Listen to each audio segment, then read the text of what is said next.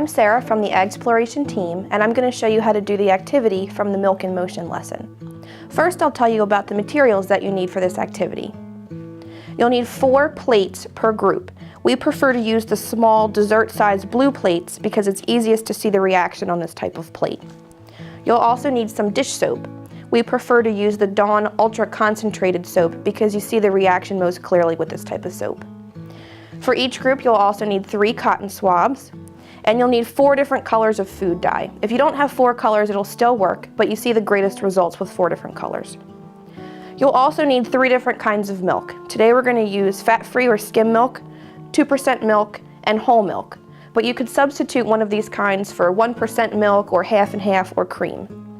It's also useful to have some paper towels on hand because this experiment can get messy, as well as some type of collecting vessel like a large bowl to pour the used milk in when you're done the experiment. The first step is to add a little bit of milk to each plate.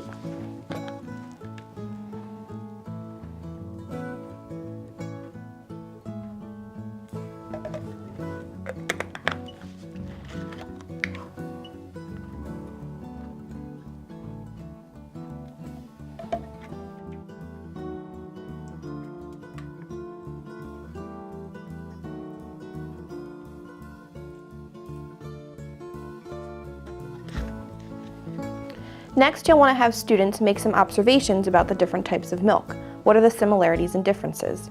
They might notice that the skim milk looks much more translucent, whereas the whole milk and the 2% milk look a lot more white.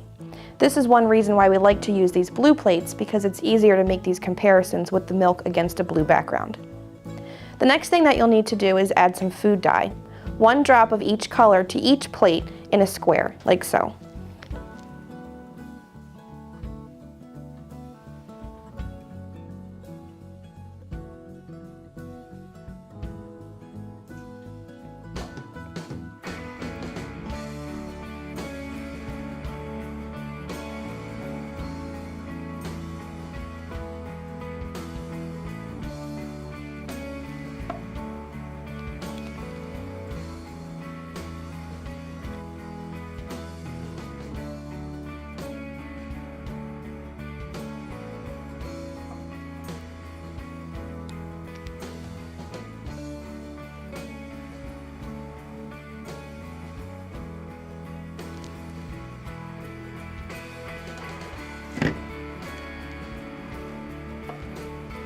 Next, you'll take a cotton swab and stick it straight down in the milk. A clean cotton swab straight down to observe what happens. At this point, it's very important to instruct the students to place the cotton swab straight down and not to stir. Place the cotton swab right in the middle of the 4 dots of food dye and observe what happens.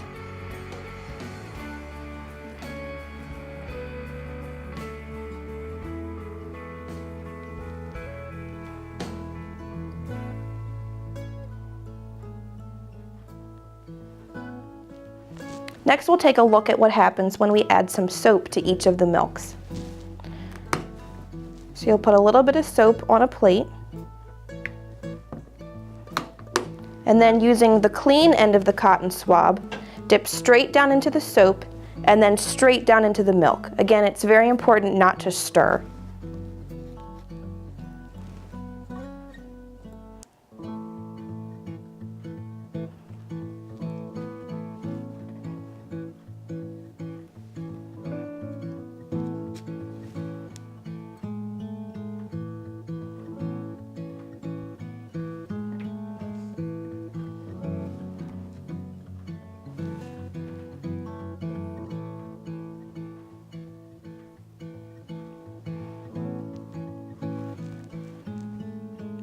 After the students have completed the activity and made their observations, lead a discussion about what they saw.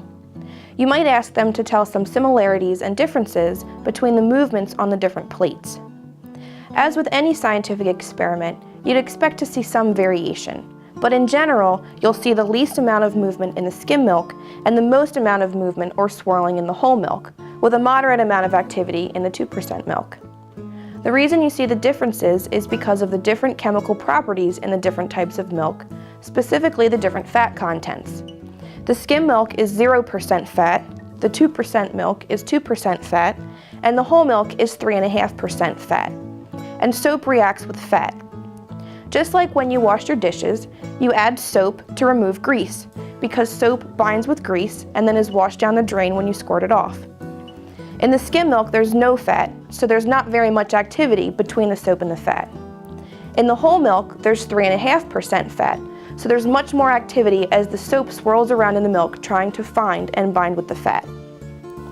You might have students continue to add soap to the milk until the reaction stops, and typically you'll be able to add the most additional soap to the whole milk before you see no more movement.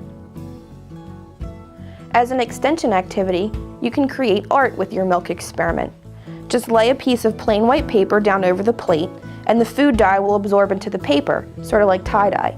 Then you can lift up the paper and let it dry. An interesting fact that I like to end the lesson with is to ask students this question. We have 3 different types of milk: 0% fat, 2% fat, and 3.5% fat. And we create these different milks by processing the milk in different ways. But what percentage of fat is milk when it comes straight out of a cow? The answer will depend on the breed of cow, but in general, milk's about 3.8% fat when it comes out of a cow. To find the complete lesson plan for Milk in Motion, as well as the other 21 peer-reviewed lesson plans of the AGsploration curriculum, you can visit our website at extension.umd.edu/AGsploration.